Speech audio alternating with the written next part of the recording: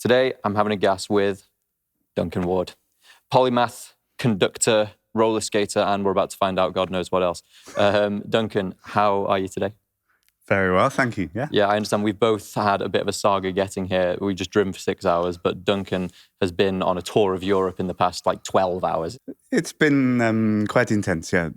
3 different orchestras, 3 different programs, 3 completely different cities, but with no gaps in between. So literally a concert in Amsterdam in the Concertgebouw with my orchestra there, fills out. Overnight to Helsinki, starting Helsinki with Finnish radio the next morning at 10, 3 days work, do a televised concert there, and overnight to Dresden, start with the Dresden Phil the next morning, 10 o'clock. It's been quite intense. See, that's funny because that sounds like what I would expect to be. I've got an impression in my mind of like a classical touring schedule, which would involve, in my mind, days of breaks and expensive lunches and all that stuff, but not the case apparently. It totally varies, but it can be pretty rock and roll. Yeah. You were you said my orchestra there. Tell us about your orchestra.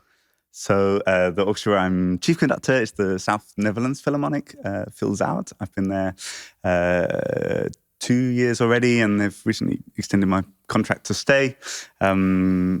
Fantastically flexible group of musicians. We do everything from very contemporary things to increasingly old things. They've done their first sort of French Baroque with me, some Rameau. They're a great bunch of musicians, and I'm there 10 weeks a year, doing a whole range of programs and little tours of the Netherlands and a little bit further afield. So 10 weeks a year, does that mean that part of the ebb and flow of your life is you have to fill the calendar all the time, or not like it's a mad sales pitch of ringing around, but it sounds like a really varied life is what I'm trying to get at. It sounds like you get 10 weeks a year with this orchestra, and then who knows what else the rest of the year. How do the opportunities come in? We're really trying to do a masterclass for aspiring conductors here. So how do you make a living as a conductor? It's a broad question, but let's dig into it. In my case, it's become incredibly varied because I have a very broad interest of musical passions and styles. And as the career's grown, I'm lucky to be invited both by major symphony orchestras around the world, also some opera houses, also contemporary music ensembles, also period instrument ensembles doing Baroque things, plus a whole range of projects with other sorts of musicians, folk musicians, jazz musicians, musicians from India, Africa, Cuba, then it becomes really a question of what to accept when and how to piece it together and fit as many things as possible. Right, so you're at a point in your career where you have enough opportunities actually coming in that you can be selective about which ones you take. Yeah. Which is a good position to be fantastic. in. Yeah. It's you're super lucky. Very young to be in that position. Did you say you're 34? Yeah. Yeah, so that is... So you've got the rubber has hit the road, and you're at a position where, like we were saying, the opportunities are coming in thick and fast. How did you... Because we'll get on to why we're here. We're at the Barbican Centre here in London, and we'll get on to that in a moment. But how did you get on the rails, so to speak? How did you begin the process of getting opportunities coming in? When was the moment where it tipped over from pursuing opportunities few and far between to having that stable life, let's say? It's hard to pinpoint a moment, because in a way it's been a constant development since I was 12 and started conducting on my own.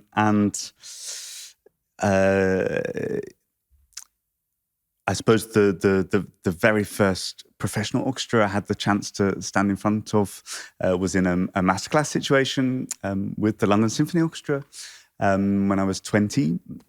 And that summer I did a range of such masterclass type opportunities, and then the professional invitations slowly started to trickle in And I was very lucky that Simon Rattle Yes. heard about what I was up to and invited me to Berlin and created a position for me to assist him at the Berlin Philharmonic, which was an incredible training ground. Yes. And of course, that led to some more bigger opportunities with orchestras across Germany, across Europe. And it steadily grew, and I had a agent who also discovered me and signed me to help organize these things. So I mean, a part of it was catching the attention of an influential mover in the industry, Sir Simon Rattle, which is no small achievement, and presumably was a great honor, an overwhelming honor, a moment like that. Was there a sense of trepidation at the opportunity of a lifetime and making sure that you fulfilled that opportunity, or did it was there any nerves, is the simple way of saying that, or did it all feel very natural? Did it all just seem to become successful of its own accord? Of course, there are always nerves, and for many people, the Berlin Phil and Simon are a sort of mecca in the classical world. Yeah. And so to turn up there, and the first thing I was invited to assist was the second episode of Wagner's Ring Cycle, Die Walküre. We were going to be doing a concert performance of that, and I was invited to assist just for that one-off project. Yeah. But I don't know. Music's always just been what I love, and I just go for it. And I rocked up. Also, Simon is incredibly just down to earth and just an amazing, warm, genuine human being. A good character to have as a mentor. Exactly. And so welcoming to everybody from the word go, and has time for everybody involved in a space. There's no sort of hierarchy or stuffiness. So it's interesting that, because a lot of the mainstream world gets its exposure to the world of elite music through, let's say, movies like two examples that come to mind: movies like Whiplash, where J.K. Simmons plays basically a drill sergeant who abuses his students into greatness, and the other one that came to mind was Black Swan, Darren Aronofsky's movie about life at, I believe it was the New York Ballet, and they both depict a world of extreme duress to try and bring the best out of people. And honestly, growing up, I thought that's what this kind of world would entail. So it's really gratifying to hear that was not at all your experience, that it was a very welcoming environment, and that the best in the world were looking to find people to, let's say, take their place, looking for the next generation to adopt that responsibility.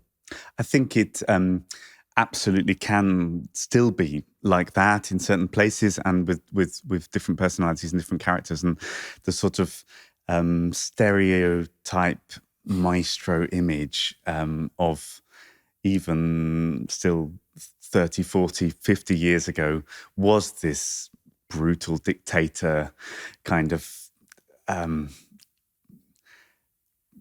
evil god-like figure that shouts at people and gets their way and stamps their foot and makes people feel small and insignificant. And I just believe it's total nonsense and has no place in today's society. And gladly, I think most of the people of the generations that followed would agree, And thankfully, I think classical orchestral music has become more collaborative, more a genuine sharing and a give and take. Because let's face it, you stand there as conductor, you don't make any sound, you know? Well, ideally, unless you're sweating and foaming at the mouth and grunting. I mean, you rely on this group of amazing people in front of you to make the best sounds possible under your guidance and encouragement. And I always come back to, if I was back sitting on the other side of the stick, I played French horn and piano, what would make me want to give my best? Yes. And I never lose sight of that, because I think the best we can possibly do is bring the very best out of the people in front of us through nurturing it and encouraging it and being very demanding and very ambitious and very never losing sight of the image of the music. But it has to be a sharing process. Do you get to have much of a close relationship, or relationship of any sort with the different musicians in the orchestra? Point being, there are many of them, and to be able to connect with them one-to-one on a personal level, that might just be too time consuming. Do you have to be quite good at establishing that connection reasonably promptly so that you can kind of draw on it in the performance? Absolutely, you have to be very sensitive and sensible to the energy in the room, and sort of get to suss out the different personalities that are there. But as you say, it would be totally impossible. I mean, sometimes if I'm a guest conductor, I'm with the orchestra for 3 days. Yeah. In the UK, they're famously sort of lightning fast. Some orchestras are doing projects on one rehearsal and the concert, and that's it. You know, of course, you're not going to chat to everyone. Typically, and it can be very nice, some players come and engage more than others. Maybe they come with a question about a particular piece. Oh, how do you want this bit? You know, it's done various different ways. You know, I just want to understand more. Or I think there's a problem we have here in the part, or whatever it is. So yeah, sometimes you engage with individuals more than others. Yeah. But typically, the work you're doing with is with a big group of people, and this can be 40, it can be 60, it can be hundreds. I mean, if you're doing a big symphony or an opera with a huge chorus and soloists and whatever as well, it's really a lot of people, and that's just the people we see on stage. Of course, what many people, I think, perhaps don't imagine with the conductor life is that the work really never stops in the break time too, or the lunch time. You know, there will be always a question from some management or some stage technicians or all sorts of people that make this incredible experience of sharing a concert with an audience. Yes, and while we're here to both speak to the people who might follow in your footsteps and might want to hear what the life is like, there's also a temptation, I also have a temptation, to try and address the mainstream impression of conductors and what conductors do. We talked about this a little bit a few weeks ago, that the cliche that one always hears is that a conductor merely keeps time. And we were discussing the fact that really, and I want to hear your thesis on this, it could not only be that, otherwise long ago it would have been outsourced to something that merely keeps time. What is the essence of what you're doing? What are you doing that changes from one conductor to the next? You know, what's the actual essence of the role? You know, we'll address the mainstream first, then we'll go over to the devoted. So, I mean, the other, apart from the keeping, is all you do keeping time. The other mainstream question is, it's the one I get most, but all the musicians have the music anyway. Yes. You know, why do they need you to tell them what to do? Well, again, the role varies depending on what sort of piece of music you're playing. But one way I always think of it is, you have got a big group of highly talented individuals, all of whom could have opinions about how to interpret the markings in front of them. And one of the things we have to do is bring together these people behind one unanimous interpretation, right, of how this particular piece of music should go. Mm-hmm. And we can do that in many ways. The most pure are which through our gesture.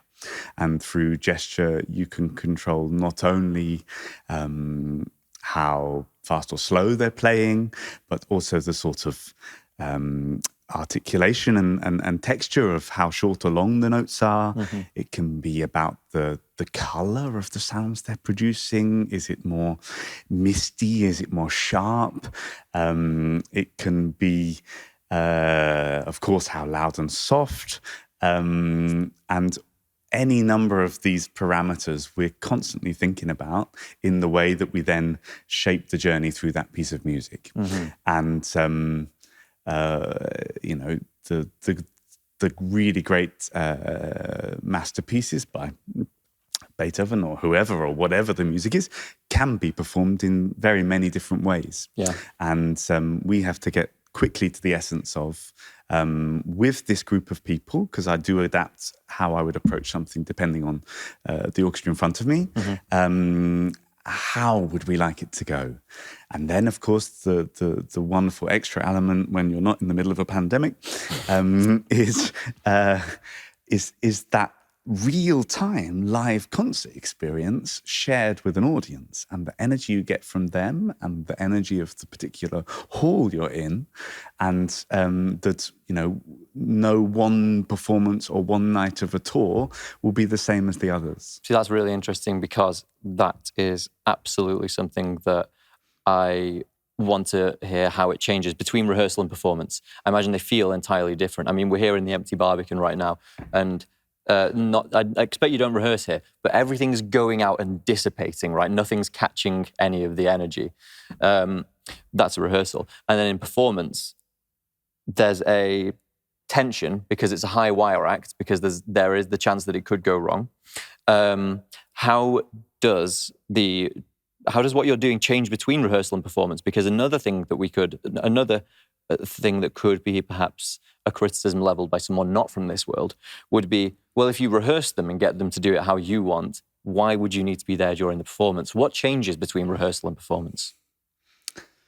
So the nicest thing as conductor during the performance is I no longer have to think about what has gone wrong and how I might want to fix it. Because we're just doing the here and now. I always think when you're conducting in a rehearsal, you are always in 3 time zones at once. You are thinking ahead of time as you're playing something, how exactly do I want this to sound? You're in the moment listening to what comes back from the gesture you give. And always in parallel, you're then, as you go further, analysing what you've just heard, how it compared to what you dreamt of, and what you need to do about it. Is this something that's going to automatically be better because they've now understood you the next time you run it through? Or is it something you need to particularly address with an individual or a section or pull apart? I mean, many psychological games of, how do we fix that? Yeah. And for me, the biggest blessing ever is to get to the concert and turn off that third part, turn off the analysis. Because once it's happened, it's happened. Yes. As you say, it's a tight wire act, but we're in the moment. We want the audience to have this incredible experience of enjoying this music. And for that, you need to be totally where you are now and a little bit in the future of how do I bring the group into the next moment. Yes. What happens to your sense of time when you're performing? Because it sounds a little bit like what you described was akin to what people describe as mindfulness, where you're thoroughly in the present, and it can sometimes make time slow down or speed up, and it can go in a flash. How does it feel? Usually feels it goes in a flash. Yes. I mean, is it like a trance state? Yeah, a little bit. Right. Yeah. Such an intense energy and focus of being there and doing it, and a lot of I often get the feedback from musicians after a concert. Wow, the energy you gave us, or the energy we shared, was so exciting tonight. And of course, we also have performances nights where it didn't feel quite so special, or frankly, the audience, though maybe at the end they all said how much they loved it or whatever, actually they felt a bit sleepy during the thing, and we didn't really feel the energy of the excitement that we would get on other nights. It's human. Yeah. But when those magic moments happen and everybody is in a state of concentration where I can do things totally spontaneously, and yes, you've rehearsed, and yes, you've prepared a version of what it probably will go like. Yes. But actually, these people are incredibly sensitive, and even if they look like they're not watching, musicians have this sort of Like a sixth sense of periphery. Exactly. Yeah. And it can be amazing how the subtlest thing you do can affect a performance in real time. It's funny because it's kind of analogous to what we're doing right now, because we know that we had a brief Zoom call a few weeks ago where we would just do a quick recap of the major points of your life, the things that will be worth talking about, which already I feel like we barely scratched the surface, which is great. And there's a temptation always to basically prepare a conversation, make sure it goes from one point to the next, to the next, to the next, and then you say all the things you say, I ask all the questions I wanted to ask, or perhaps that other people may have wanted me to ask, and then there's a degree to which that wouldn't be engaging, because people are more in the moment when something's happening spontaneously. And as we were saying, the analogy to the performance, right now I'm trying to make sure that I'm listening to everything you say, paying attention to it, and grabbing something from it and throwing it back at you. And if I just let you run to the end of the answer and went, cool, right, so tell me about the other thing. Yeah, that's the difference between rehearsal and performance, maybe. Yeah. And that's where where the best performances, and I believe the best way of making music is it's that exchange, you know? And if some clarinet player goes off on his solo and produces some, magic new color, or takes a bit of time in a moment, and you catch them and go with it, and it affects the way everyone else plays, that's just such a joy. Yeah. And in the opera too, that you give the singers on the stage their sort of support and comfort that, yes, you've worked on something and you are steering them, but they have the space to embody their character in that moment and breathe in a different way, or take you in a different direction, and you're there as a give and take to steer that orchestra with them. And make spontaneous, beautiful music. Look, comparing concert with opera for a second, there's, you were talking about working in 3 different time zones and in rehearsal. And when you're with an orchestra in a concert situation, do you feel like you are, and we'll hang this onto opera in a second, do you feel like you're a conduit between the orchestra and the audience, or do you feel like it's not that? Do you feel like it's one thing that you're all in together, or do you feel as though there is you and the orchestra are one unit and the audience is observing that? Does that make sense? It's a bit abstract and conceptual, but I tend to feel like I'm one unit with the orchestra and shaping that sound, but I don't feel like the audience is separate somehow, because I feel like they're a very active part in the process. Right. They're not just, it could be anyone. A different audience will have a different result. Exactly. Right. And though we're sat in front of 2 cameras now, if we replaced them with some cameras or some robots or whatever, that wouldn't do. Yeah. The real living, breathing, coughing, applauding spontaneously, whooping, whatever it is, falling asleep thing is real, and it affects what we do. And I know that there's some people in the classical world, more in the world of soloists, that can break that spell a little bit. I know my old piano teacher, who I won't name now, would be known to kind of chastise the audience if they'd kind of broken that spell a little bit. But I presume that freedom isn't, well, not freedom exactly, but I presume that's a little bit different when you're, there must be something of a lack of ego, or a lesser sense of ego when you're with the orchestra, because neither one can, exist without the other. I think that's true, yeah. And there are colleagues who get terribly frustrated with people clapping or making a sound or something. I tend to side more with what's really important is that people feel something. Yes. And if they have felt something, we've done our job. And last week I was doing the Dvorak 8th Symphony in the Concertgebouw, and it was an absolute packed hall, 11 o'clock on a Sunday morning, which I always think is a bit of a miracle as well. That people come out to that. Yeah. And we finished the first movement, and it finishes with a great energy and a great flourish. And in the split second of silence after the music had stopped, an old guy on the balcony went, "Whoa!" like this. And everyone sort of chuckled, and some people started to clap. And actually, it was a beautiful moment. Yeah. What did the composer want? I mean, he wanted people to take a gasp of breath and think, "Wow!" Despite the fact that it violated that convention of between movement. Yeah. Exactly. So, I didn't plan what I would do, but I think I sort of turned around and smiled because, it was such a nice moment. And it's like it reassures you that, okay, we're on some kind of solid ground now. We can maybe take some more risks than we would have done. Yeah. Okay. Yeah. You were saying you feel like one unit with the orchestra in concert, but in opera, is that the same one unit with orchestra and performers, or is it still, you and orchestra are one unit, performers are another, and audience is separate? Opera gets super complicated because of the number of elements of the arts that are involved. Yeah. And yes, it can feel like the singers are a different breed, and it can feel like the stage directors are on another mission, and the set designers and the lighting designer and the goodness knows what, all these elements that are making opera tick. Mm-hmm.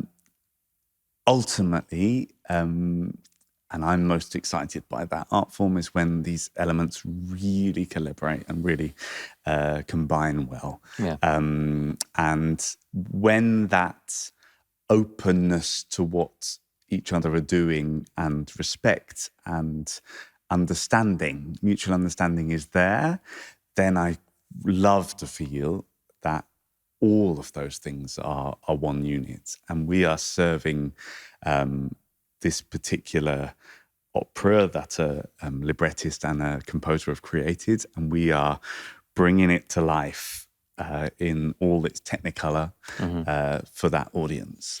And I suppose, does that depend on the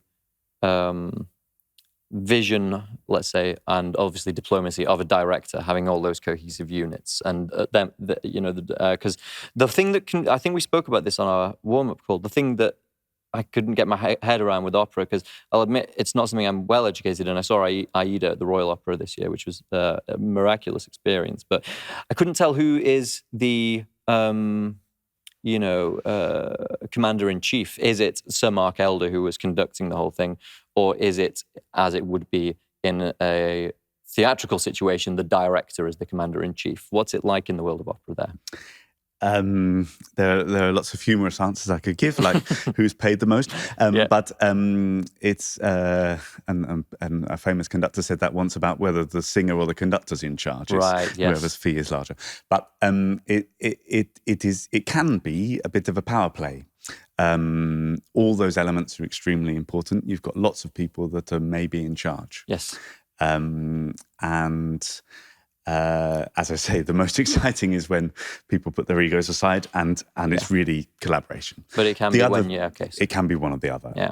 And the other thing that's become a sort of practice is, let's keep it easier, between conductor and stage director. There's a sort of convention of who's in charge at what point. Right. So at the very beginning of the rehearsal process is usually a purely musical rehearsal or rehearsals. Almost like a table read in a film where you're not acting it. Exactly, yeah.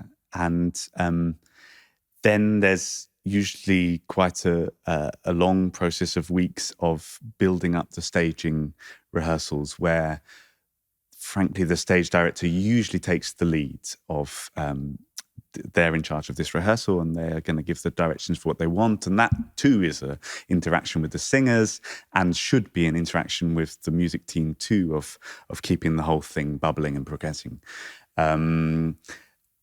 Once there's a sort of magic moment when all those rehearsals, I should say, are usually done with piano, right, doing the orchestra role. So you're in a rehearsal room usually, and then you progress to the stage. But there'll be a lonely pianist sat in the orchestra pit, tinkling away. And the moment that the orchestra arrives, then it's seen as the conductor's rehearsals. Right. So you're then deciding what to do, how to shape it. I can see how the power play comes about. Yeah, exactly. Yeah. Okay. Especially if, did you say that the Conductor musical would be there from day one? Yes. Again, that can be. It depends. I love to be there. I really enjoy the artistic process. Some conductors, as they become more famous, like to disappear off more often and do other things. And is that also because their schedule is already full anyway? You know, they've got a season at this exactly. place. Okay, yeah. And we all, it's a bit strange, but we all sort of plan our lives 3 or 4 years advance, and that can be a very strange thing. But in that situation, you would always then have an assistant conductor that was there filling the place, and would have a bit less power, but would be sort of doing the role of keeping the music running. Well, this is the world of putting together theatrical stage show of any kind is something that is, something with which you're well experienced from our previous conversation, I remember. Why don't we just go back a fair bit in time and talk about your first experience writing a musical? Because that's something I couldn't believe. I think you told me that you wrote your first full-length musical when you were a teenager. Is that right? Early teenager, yeah. I was 13? I conducted it when I was 12, so I wrote it when I was 11. Okay. Yeah, I'd just arrived at secondary school, and I should say that it wasn't that was somehow in my DNA. I didn't come from a family of musicians. Yep. But you just had that obsession. I had that obsession. I'd done many other things as a kid, dancing, whatever. And one of my elder sisters had been bought a little electronic keyboard when I was 7, and I was obsessed with this thing and was picking out melodies by ear and sort of improvising little melodies and writing little gifts for Granny's birthday or whatever it was. Yeah. And started having electronic keyboard lessons and gradually piano, and just loved it. It really became... Never felt like a chore. It never felt like a chore. I would come home from school and be playing away, and I just loved it. And I sort of discovered more and more music through composing. Right. It was what I wanted to do. I mean, my parents also had a pretty extensive, quite varied records collection with folk and jazz and pop and some classical. So I would pick random things and be listening to Joan Armatrading 1 minute and, Mozart the next, or whatever it was, and was just sort of curious. But I was quite fond of musicals at that time. Yeah. And sort of early jazz and musicals were my sort of big loves. And it was a weird thing to do, but literally in my first summer of being at secondary school, I decided I wanted to compose a musical. It was going to be on Alice in Wonderland, and trapped myself away composing a couple of hours of music. Wow. That summer, and first on manuscript and then on the computer program and making it. And when I showed, I had a wonderful, encouraging teacher at school who was the head of music, Simon Hayward, who was a trombonist, just a fantastic guy. And I brought it to him in September, this score, and he had a bit of a flick through, and he said, "Oh, Duncan, actually looks pretty good, what I can see on a tiny glance, Yeah, that kind of expecting is like, it's actually, despite your young age, it's actually quite good. And it was like, sorry, Duncan, it's beginning of term, it's super busy. I can't do anything more with this now, but if you want to perform it, just get on with it, just go for it. Brilliant. Oh, really? Okay, well, I'll do it. And I got the school choir and we started rehearsals, and put together orchestra come big band to be the orchestra, and auditioned my academic teachers as the soloists and had little coaching sessions. Yeah. And someone had to conduct, and I thought that might as well be me. And I sort of invented what I had to do. I had the piano in front of me, so I was sort of leading from the piano, but, you know, waving my arms and giving the cues and whatever. And at the end of the year, we put it on. Amazing. I mean, how did the musicians who were presumably other students, how were they with it? Because when I was at school, I was kind of precocious, but not to the same degree, not by a long shot. This sounds like more like Leonard Bernstein territory, who famously taught himself music theory and then started teaching the other kids in the town. But the point is, I was not well liked by the other kids because I think I was probably quite annoying about the small amount of talent that I had. But you seem to have quite a breezy temperament that people would find easy to get on with. Were relations with the other students all right? Because, you know, you can kind of imagine, like, this is a year 8 and he's in charge. What's going on? Was it all okay? On the whole, yeah. I mean, and to my amazement, and when I look back on it, I think exactly that. Why on earth did they agree to do it, you know? And it wasn't like they were missing lessons to do this. They were giving up their free time to do these rehearsals. Yeah. I remember, I mean, we put it on in like June or something, which was, of course, exam time. And this I found a bit frustrating because some of the best people were those that were off doing their GCSEs and A-levels. And, you know, suddenly there was a bit of a hole, you know? I love how you're already, like, scrapping for people's contracts at that point. It's like, I've lost them to biology. Exactly. I thought I had them. So this was a bit naively frustrating. But, somehow there was a goodwill to come to the rehearsals and to do it. And people seemed to... people seem to quite enjoy it. Yeah, that's amazing. And then, so what, did you replicate that for the rest of your time at school, or was that the only one you did? It was the only one I ever did. Right. But I kind of never questioned after that music was what I wanted to do. Right. And I wanted to be composing music. I wanted to be performing music. I wanted to be conducting music. Right. So, and for me, all those things were linked. Yeah, as opposed to, I would pick one discipline that I like the most. What happened after school? Because obviously here we are, you're performing 3 concerts in Europe a week and then, you know, preparing for this thing at the Barbican. There's a huge gap there. What happened when you left school to get here? So already during my time at school, the musical interest intensified. I started playing the French horn, which gave me sort of another dimension of a real orchestral instrument and how to breathe and how to make these sounds and how another whole group of people think and, you know, how you play together in a chamber ensemble or an orchestra. I was doing a lot of jazz too at that time. Right. What were you playing on? Because I don't expect there's a lot of jazz repertoire for French horn. I could be wrong. Not. That would have been super cool. Yeah. Missed my niche, but it was piano or keyboard. And around the same time I wrote the musical, I remember skiving a mass lesson and playing some ragtime on the piano in the hall in Dartford where the school was, and a band from a trad jazz band from New Orleans was setting up to do a little concert that evening, and they were listening a bit, and the guy came over and was chatting, and they said, "Well, do you want to play with us tonight?" And I said, "Oh, well, yeah, great." You know? So they gave me a slot to play along with them, and then a little solo piano slot in the gig as well, and then I joined them at like a trad jazz festival. And this is still when you were about 13 or something? Wow. Okay. And my music tastes were just going in all directions. And I put with some students, we put together a like funk band, doing more Herbie Hancock style, more progressive jazz.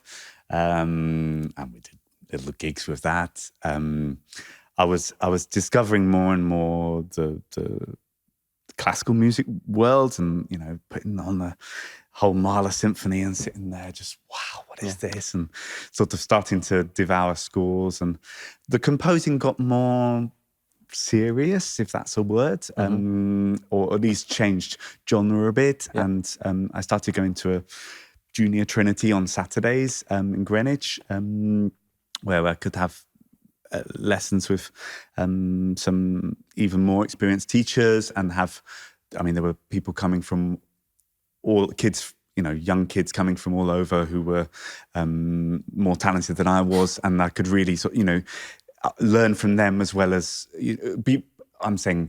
play at a higher level than in my school kind of thing, Yeah, so finally it was, sorry for adjusting the mic on camera. Because I always found those moments quite overfacing where you're a big fish in a small pond, and then you find people more as talented or more so than yourself. And there's two ways to react to that. One is, I thought I was special and I'm not, but it sounds like you took the appropriate response, which is great. A community of peers from whom I can learn even more. And it just pushed me to go for it. Not necessarily in a hugely competitive sense, but just like I have to get ahead of these people. This is amazing. And wow, that's what this can sound like, you know? And these people can compose like this. And I joined the National Youth Orchestra. In fact, it's the only time I've performed on stage in the Barbican so far, is in the National Youth Orchestra. Were you on the French horn? Actually, I was on piano that night. Wow. And or Celeste, a bit of organ actually as well. So that for me was just a constant growing. Yeah. And even more randomly than that, let's say, in my late teens, I decided one summer holiday when I was just turned 17, actually just turned 16, to go to India and be teaching some piano there in various schools in Kerala. How did you get that opportunity? It was more that I decided to do it, but my piano teacher at that time had recently come back from a tour of India herself, giving some concerts and also masterclasses, and she came back raving about what an experience that had been, and how actually in lots of cities around India, they were looking for help with particularly piano teaching. There seemed to be a lot of interest in learning piano, and there was a shortage of teachers. And so she said at the end of the lesson, which I probably hadn't played at all because she was just wittering on, she said, Duncan, when you're 30 and you haven't got a job and you haven't got anything to do, you should go too, remember it. Yeah. And I said, well, why do I need to wait till I'm 30? I've got some time this summer. Give me a few phone numbers and I'll set it up. Wow. And I did, went out with a friend and had a fantastic time. And when we were leaving, the students and the teachers and the parents were saying, well, you can't leave. When are you coming back? Or can you send some friends or whatever? Yeah. And this idea kind of stuck with me. And through a friend in a completely different world, in the finance world, that I met through performing in London a year or so later, we got chatting about various things. And he said, well, if it was really so good what you did, and so there's such a demand, you should found a charity, you should found an organization and provide for other people to do the same. And so, like most things in my life, I said, okay, then if you give me a bit of help, let's do it. Yeah. And we did. And this thing grew and spread to many cities around India. And I was going back and forth a lot.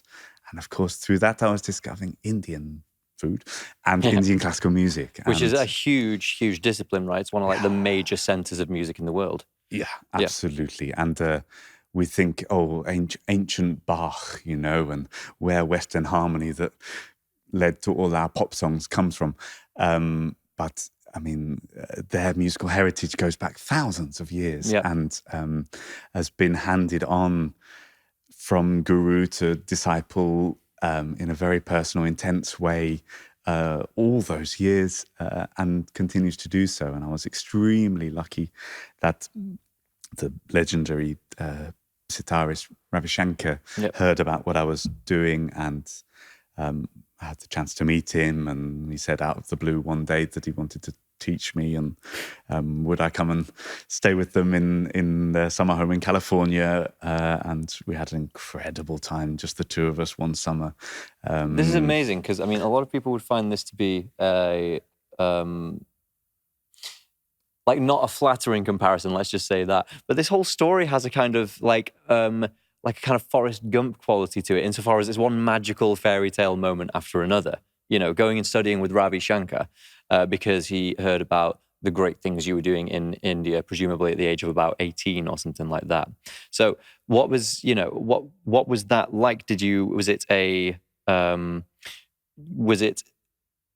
it yet another interest that, you know, you thought, well, why not do this? Or did the influences of that scale system, of that harmonic system, and particularly of that mentor, did that kind of get embedded into your musical life at all?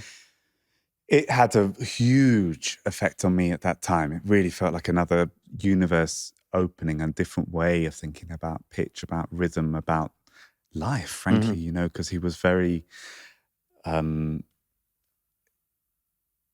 inspirational, sort of spiritually and philosophically too, as well as being great fun to be around, even if he was 90 and I was 20. Pardon me. And we certainly in the pieces I was writing soon after I left there, they all had a flavor. Not that I was trying to compose in an Indian way, but it had, you know, absolutely opened my mind to other ways of sound. And I remained very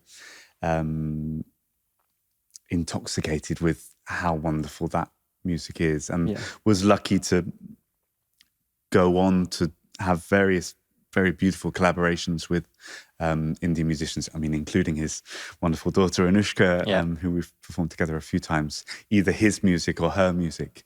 But also other great Indian soloists who we've managed to do a piece specially written for, let's say, traditional, but actually it's classical of another world, Indian combined with Western elements or Western orchestra or Western ensemble. Yeah.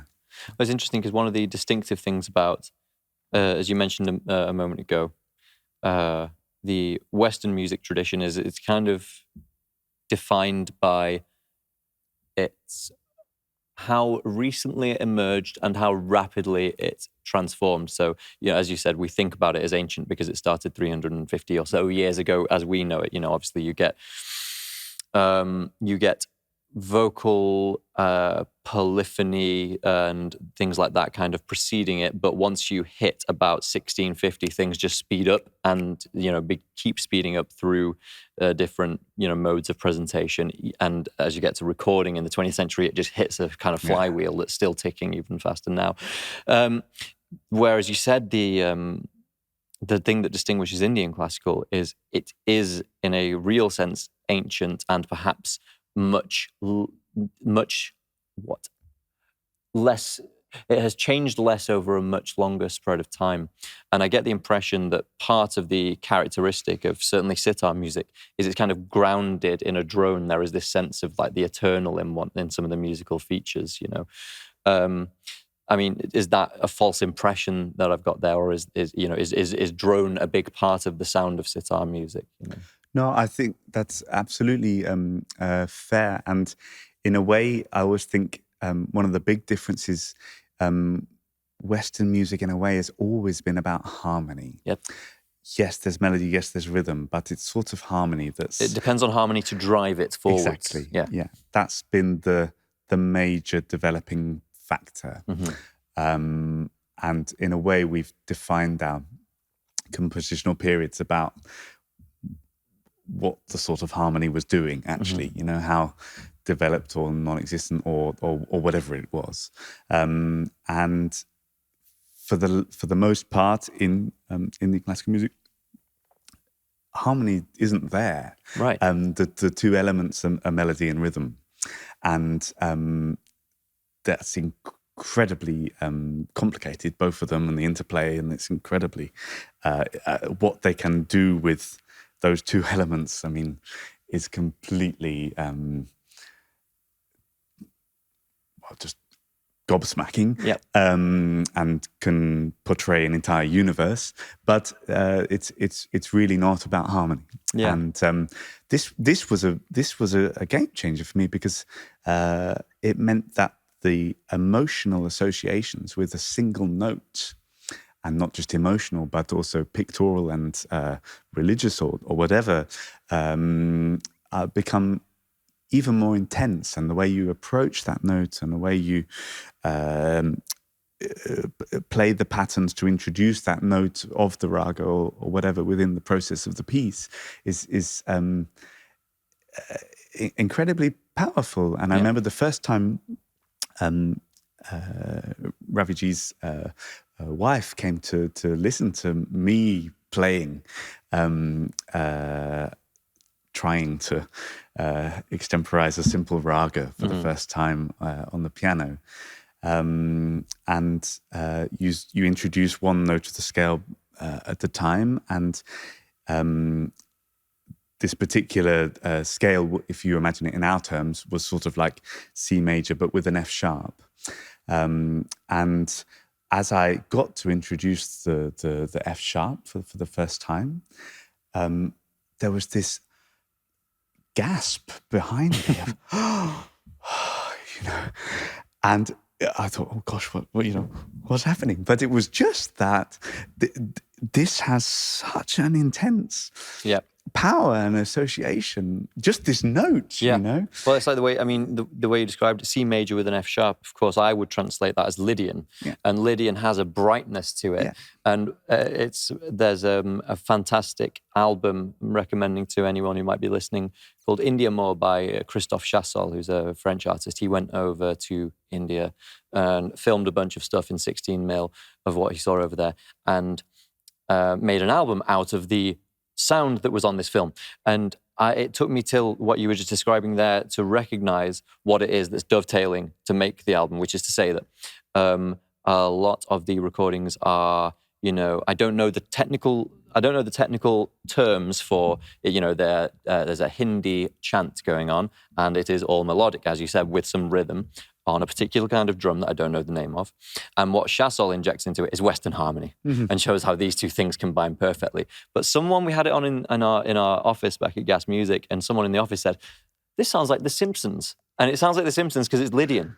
And it's amazing that actually was what you were doing to bring about this moment. Yeah. So that is just another part of a really rich history that you've had. And what's really fascinating about just, you as an individual is you don't appear to be confounded by the variety of things that you could pursue. It doesn't appear to have been like, oh, which one of these things should I give my life to? It appears to all have been contributing, or maybe it's still it's not like a set mold yet. It's all still ongoing. Has that ever, what do you think about that? Have you ever had that moment where you have thought, maybe I could give my whole life to this one discipline? Or have you just been enjoying the ride of going from one to the next and seeing what is on the next page? Yeah, mostly I've just been embracing everything that I can, if I can. And most years, probably since I've been 12, I've ended up doing something that I would never imagined the year before. Even once stuff started to get planned a bit more in advance. And this is just a total joy.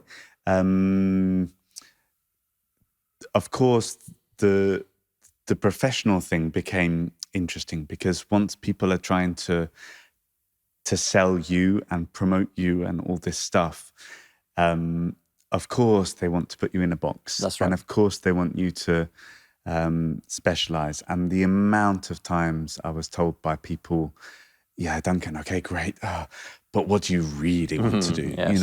What do you really love? Yeah. And I really fought against it. And maybe, okay, I've come quite a long way in the way I have, but maybe it would have been even faster if I had pursued one thing, but it wasn't me. Right. And I really said, look, I'm not going to say I only want to do Haydn, I'm not, it's just not for me. I love it. Yeah. And I will do it really, really well if someone asks me. I will try. Yeah. But I'm not going to be exclusive. And in a way, in the early conducting career, with me as also composing still, I found very contemporary music relatively easy. Yeah. Could be very complicated scores. And there was a lot of quick uptake for that. And in a way, the only bit of steering, conscious steering I've ever had to do was to make sure that wasn't all I was allowed to do. And to really insist on, also doing older types of music or other types of music that people saw, okay, we want him also for Brahms, and we want him for whatever this is. So I mean, it's definitely hard to. It is definitely hard to market someone as a polymath of sorts. It's like marketing usually requires, as you've said, a kind of focused discipline, which can be quite limiting to someone in your position. I wanted to get your take on, before we come back to why we're here at the Barbican, we're in the business of putting music on moving image, basically, usually short form moving image, gas music. This is kind of a journalistic side hustle that I do. And what I have noticed is that latterly the focus is on timbre. Like the harmony tends to be simplifying if you listen to film scores. It's, let's take an example that everyone knows of a film score that's harmonically quite dense, which is the Harry Potter and the Philosopher's Stone score. That came to mind because I was on a flight last week and someone was watching it a few seats in front of me. It's difficult to play by ear. It's not harmonically simple. We're not just using standard degrees and intervals on the scale. I feel like that has gone by the wayside in the last 10 years. We're using very straightforward, often minor to convey drama, 1, 4, 5, 1 kind of sequences. And most of the difference and most of the things that distinguish one piece of music from another comes in the timbre. It's about big drum sounds and big production elements. I don't know if that's been your not your experience, or if you've observed that as well. But it strikes me as part of the reason for that is because now we make music on computers almost exclusively rather than at the instrument. So we can't vary the timbre, we can't vary the sound. When you're composing on a piano, the variation has to come from harmony. Have you had, has that occurred to you at all? Have you seen anything in the world of, composing in Cubase instead of on the page? Do you do any of that yourself, I have to say, one of the things I don't make enough time for is watching loads of films. So my film experience is narrower. Certainly, I think even in the let's say purely classical world, many composers are using more and more composing on technology, composing on the computer. Sometimes it's a great gift. Sometimes it's a great time help. Sometimes it affects the music, sometimes not. Some people really manage to compose exactly what they dreamt of anyway, but they're just sort of typewriting it rather than pencil writing it. Yeah. I think it would be fair to say that over the latter part of the 20th century, in all sorts of music, maybe from the advent of the recording industry, exploring timbre and effect of sound and quality of sound, playing with that has been increasingly on people's radar. And you'll be many people saying, by the 21st century, we've had all sorts of harmony and melody and God knows what influences coming on. It's just such a massive melting pot now that you write whatever you want and for whatever is needed and what's going to make that emotional impact, whether it's for screen or for audience. But that whether that's purely acoustic experimenting with qualities of sound and timbres of sound, or heavily produced digital experimentation, I think that's been going on in all sorts of genres of music increasingly. And let's face it, has a very powerful effect as well. Yeah. Right from Queen mucking around doing Bohemian Rhapsody with all sorts of strange noises to everything that we're experiencing today. Let's talk about why we're here at the Barbican, because you're performing here, not just you, obviously, in November. Indeed. On which date? The 16th and the 23rd. 16th and 2 23rd. Thursdays. 2 Thursdays. And they're two completely different events, aren't they? Completely different programs. Okay. And this is a thrill for me. The LSO, as I said, were the first professional orchestra I ever had the chance to conduct age 20. Yep. This is the LSO, right? Yeah. So the London Symphony Orchestra conducted age 20. I think we may have missed that in those magical moments, And they're an orchestra I've had the chance to come back to quite a lot. Yeah.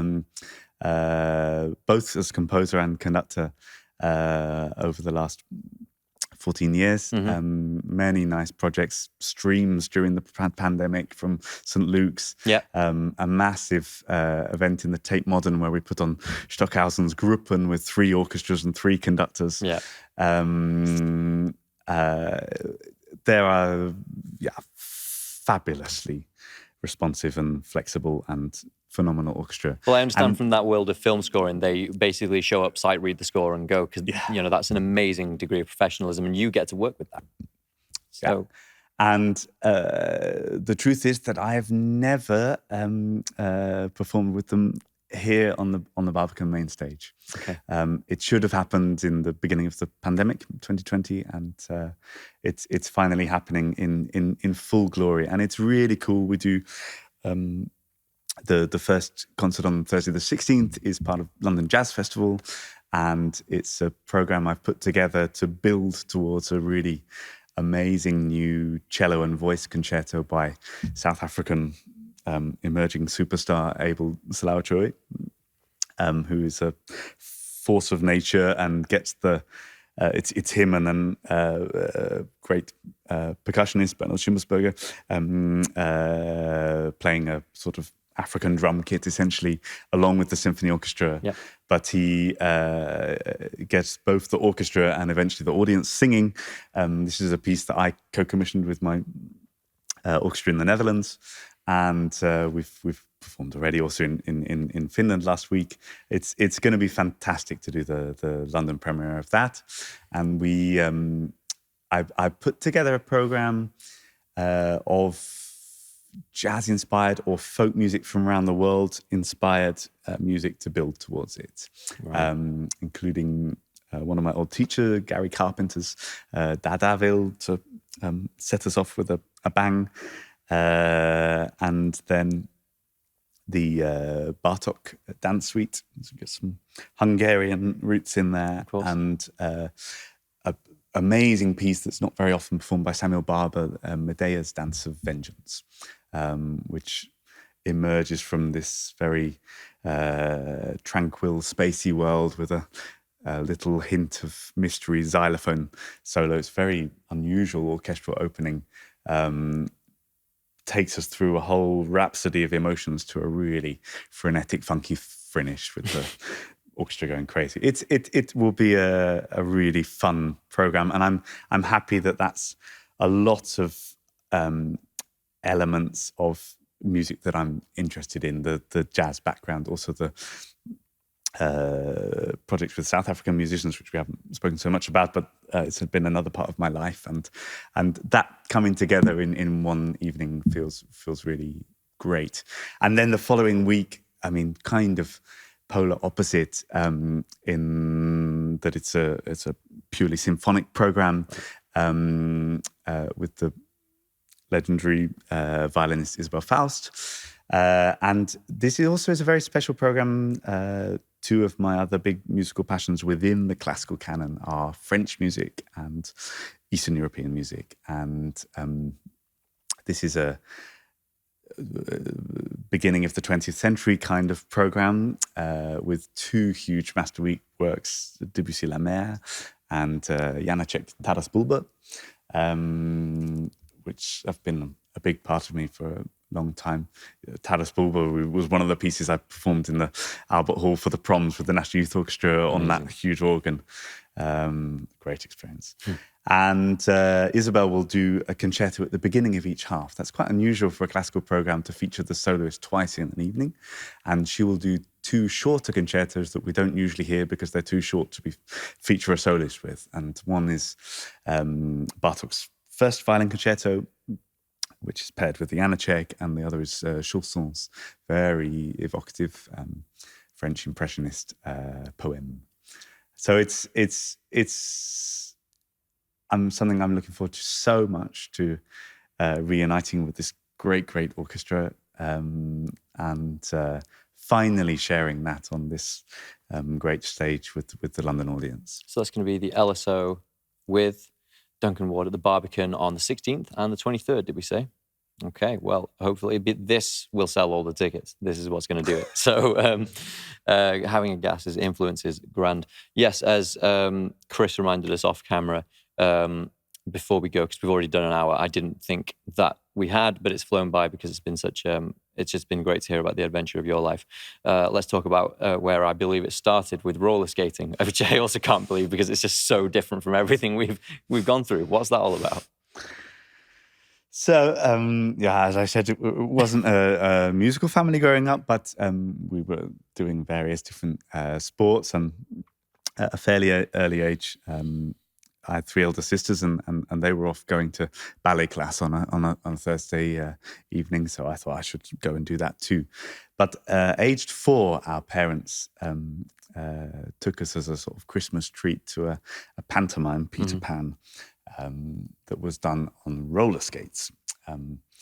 I absolutely loved this. Yeah. And in the car on the way home, I said, well, we all need to do this. We need to start. So we looked up the club that had put on this show.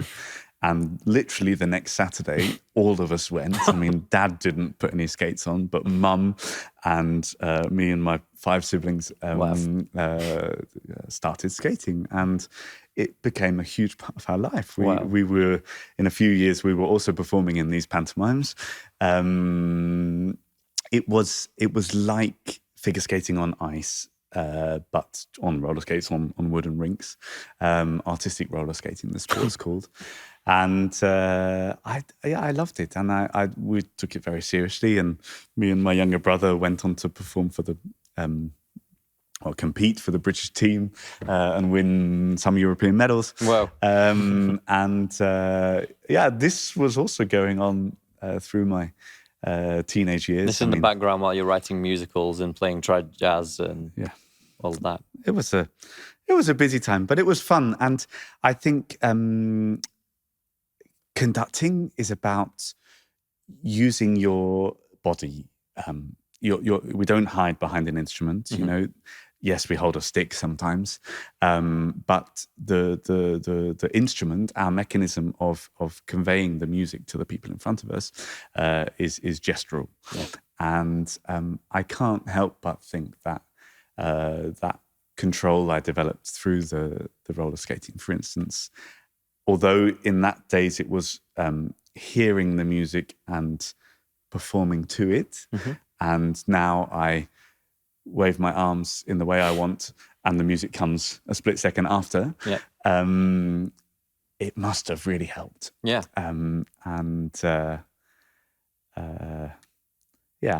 miss the physical sensation of gliding along. Very occasionally, I put my skates back on. But when a concert is at its most intense and inspired, and I really feel like we're talking the same language with the musicians and the audience are super invested, it can feel like you're flying, frankly. I feel a bit like I'm skating again. We're really soaring through these, incredibly intense, passionate moments of the music we're making. Well, that does appear to be the I guess that's the guiding. You've got a good skating arm there, I must say. Is that really? Oh yeah, I could take it on. Okay. Absolutely, yeah. Well, that's going to be some bonus DLC after this, as we'll be skating around the Barbican stage with no audience. But no, it's the defining. It seems to be the defining motion of your life. Kind of gliding overall, is what Whitman says. Going from skating and learning about how to use gesture and the body in an emotional way, going through musical training and discipline, through all these adventures, all the way to here at the Barbican with the LSO in a few weeks.